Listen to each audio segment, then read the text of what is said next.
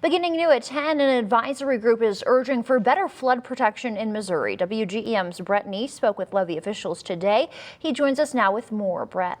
Alexandra, good evening. That new report comes as many districts are still in the process of fixing their levees.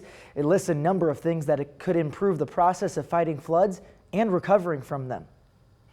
Historic flooding along the Mississippi River damaged and even breached dozens of levees last spring. The Fabius River Drainage District lost almost half of its levee in this several hundred-yard section that helps protect West Quincy. We're confident in the structure we have up there on that area and that we could survive some high water and we'll be fine.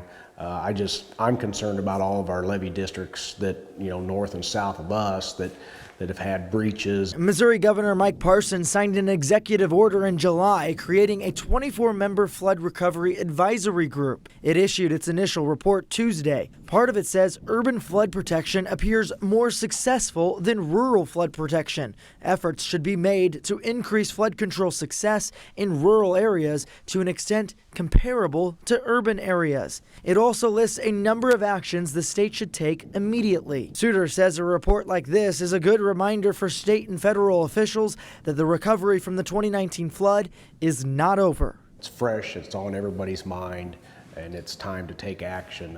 It seems like the further we get away from a flood event, people lose interest in it.